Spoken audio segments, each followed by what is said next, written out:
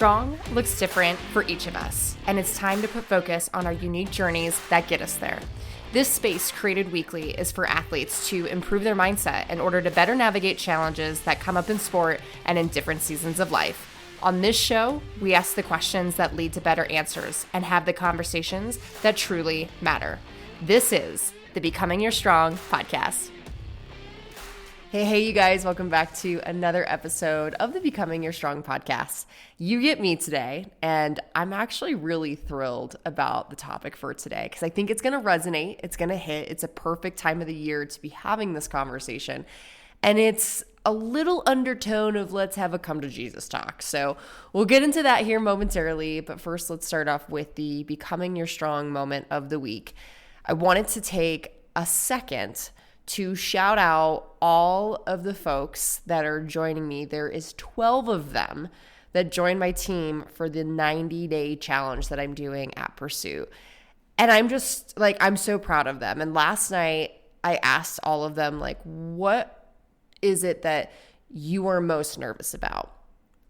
And the overwhelming answer was that people were nervous about trusting the process, that trusting that if they do the things, that they will ultimately see the results and the outcomes that they want. And I appreciate that realness so much because how many of us have tried things and then they haven't worked, and we've tried other things and they haven't worked, and at some point you just lose trust for all things that, well, if I actually commit to this, if I pay and put my time and my energy and my passion into this, is it actually going to happen? And I just appreciate them for putting their trust in me, for putting their trust in the process, for putting the trust in the community to help elevate them during this time. And I can say for any of you listening to this, that once you learn how to trust not only the process, but yourself, that is when things pivot. That is when things change. I can tell you that is the number one skill that I have learned over the last couple of years that has elevated me to where I'm at today. And that ultimately leads to what I want to talk about today. Last week, I was kind of giggling because I was checking my email, and Tupood, which is a company that creates the weightlifting belts, put on the headline of the email, National Quitters Day. And I laughed. I was like, what in the world is this? And so I clicked on it and I realized that they actually created a national day for when people quit. When people quit their New Year's resolution, not even a week and a half in, people have already lost motivation and they've given up on what they've started. And so I wanted to pop on to address this for anyone that feels like that initial spark and excitement for these goals and intention that they have set are starting to fade. I have a couple tips for you guys that will help you stop quitting what you started. Now, these aren't bulletproof by any means. These aren't the magic pill. But I truly believe is that if you take these three things and you run with them, you will see a difference in your wantingness and willingness to commit to the things that you started.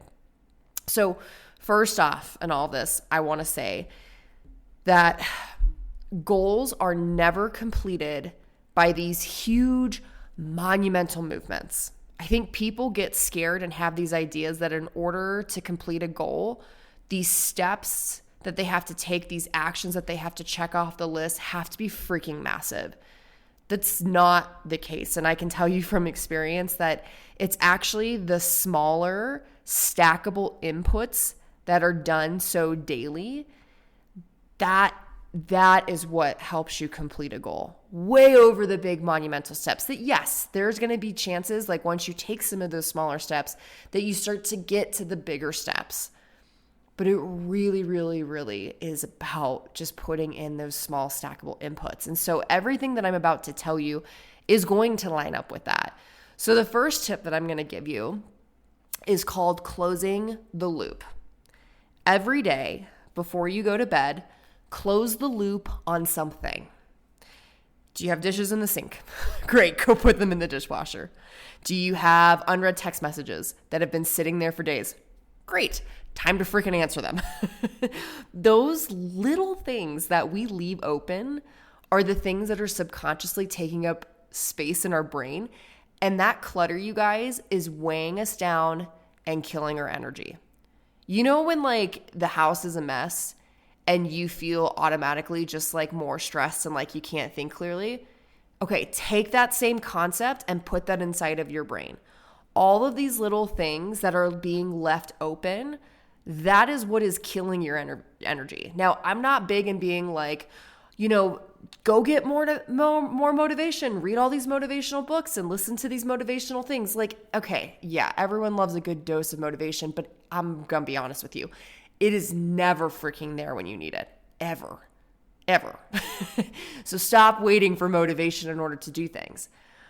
Now, what I can also say on the flip side of that too is you definitely ain't going to have any sort of motivation or any sort of energy if everything that's going on in your head is weighing you down and cluttering your head because you can't just freaking think clearly. So all of that to say, take a moment before you go to bed tonight, start this today, and close the loop on something. And you're going to find that it feels so freaking good. So good. Okay. Tip number 2, take action in the moment. I remember a very distinct moment that happened just a couple of months ago where I said that I wanted to have certain guests on my podcast. And instead of putting it on a to-do list, I reached out to them right there in the moment. It's something that I don't think I've ever really done before because I sit there and I think about it and I'm like, oh, maybe I'm going to talk myself out of it. Do you think they'd want to be on the podcast? Like, no, I didn't give myself a chance to freaking think or tell myself anything differently. I just reached out to them. It took me maybe a few seconds to do such a small action that ended up giving so much back. Like, I've had some stellar freaking guest interviews on that podcast that came from that moment, literally just acting within the moment. I encourage you that if you are having these ideas that pop up, act while you are in state. Tony Robbins, if you ever listen to some of his stuff, if you've ever been involved in any of his big workshops that he does, he preaches this all the time. And a lot of his teachings are based on getting you in state so that you can flow and take action. Guys, it does not matter how big or small the action actually is. It just needs to be a step that gets the ball rolling. So the next time that you have an idea and you're like, that would be so cool, what is one small thing that you can do to get the ball rolling? Don't put it on the to-do list because how many of us have those brain dump to-do lists where there's a million things on it that we've never freaking gotten to? Like, have the conversation, send the text message, do the thing that's going to actually get the conversation started, okay? And tip number 3 is to lean into fear and walk through it with faith. So I want to explain that. Lean into fear and walk through it with faith. I've talked about this for years, being a coach to so many people, and that is this concept that fear is actually your friend. It is your green light. It's telling you what you need to do in order to get into discomfort and actually grow as a human, because we know that growth is not in the comfort zone. It is 100% when you are doing the things that slightly make you want to pee your pants. So use fear to give you direction on where you should start, where you should spend your time, but then follow through, act through it with faith while taking steps on the journey. My mantra for 2026 is what is meant for you will never miss you. That is something that brings me back to ground level. Every time I say it, I quite literally get goosebumps. And it reminds me that no matter what, things are going to be okay. That no matter what, I will either win or I will learn a lesson that will help me in my next steps on the journey. And this is where I ultimately want to leave you today. And I think this is a perfect way to wrap a bow on this conversation and to go back to all those people that are maybe struggling to trust the process. Is I want to tell you a story about my hike on New Year's. So this New Year's, I honestly was having a little bit of like a struggle bus emotional moment, because last year I was in a relationship And I got to spend New Year's with someone. I got to start the new year with someone. This year, I am single, no longer in that relationship. I have all of my friends that are like out of town, like traveling to fun places to do things. Like literally all the friends I'd want to spend time with were gone. And so I'm like, okay, like I have no interest in spending my time with people going out to bars and being out late. Like that sounds like my worst nightmare. It's just not me. And I can own that. I love guys sitting on the couch with my puppy and a snuggly blanket, watching a good movie, sipping some Element hot chocolate, like bring it on. Like diamond dotting, freaking bring it on. Like that is me. Okay. And so I looked at that and I was like, okay, I'm going to spend New Year's with myself because there is no better way to do this than to do this with myself, to choose me in the year of 2026. That is like the thing that I am most intentional on, is choosing me and doing actions that are all about choosing me for once in my freaking life. This is where it's going to start. So I talked a little bit about that on the 2026, the year of choosing me podcast. Go back and listen to it if you haven't already, because it's a pretty good one. So anyways, I decided, okay, I'm going to go to bed early. I'm going to wake up early and I'm going to go hike Horsetooth Rock.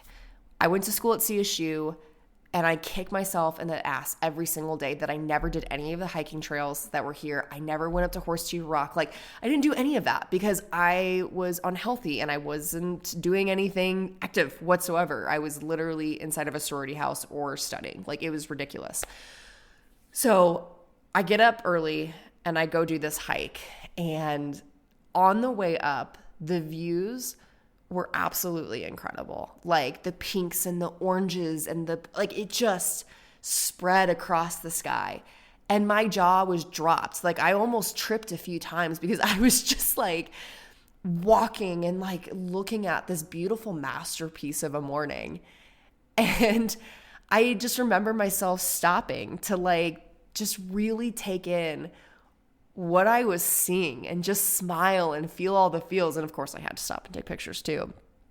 But anyways, I make it all the way to the top and I'm excited. I'm like, okay, if I just saw that on the way up, I cannot wait to see this sunrise that is actually about to happen. So I'm waiting up there and there's other people that are up there with me because we all had the same idea. And we're all shivering because it's windy and it's cold. And we look up and we see that there's a ton of clouds and the sun has already risen behind the clouds. And people just start like leaving one by one because they realize, well, there's no sunrise. It already happened. And I honestly felt a part of me get sad. I was a little depressed and frustrated. Like this is like kind of the reason I did this, is because I wanted to see the sunrise on like the brand new year. Like that just to me, it seemed epic. But then something hit me. If I make the measure of success whether or not I got to see the sunrise that morning, then I completely negated all of the wonderful moments that happened on the way up there. I share this because we can all get so focused on the outcome that we genuinely forget to appreciate the things that are happening for us right here and right now. The relationships that we are building, the lessons we are learning, the people that we are becoming, the small wins, the lows we dug ourselves out of, all of it. We forget about it. We don't acknowledge it. Remember to take a moment to stop and smell the freaking roses and realize that the magic is in the everyday, not the one day that may or may not come. Thank you guys so much for showing up for you today. And I hope that this was an awesome Come to Jesus talk for you. And I hope that this helps you get out of that rut and helps you see that you can continue to follow through on the things that you started. So I'm rooting for you. I cannot wait to watch you have a kick-ass year. Come back to this episode whenever you need it. And I'll see you guys next week for another episode of Becoming Strong. See you then.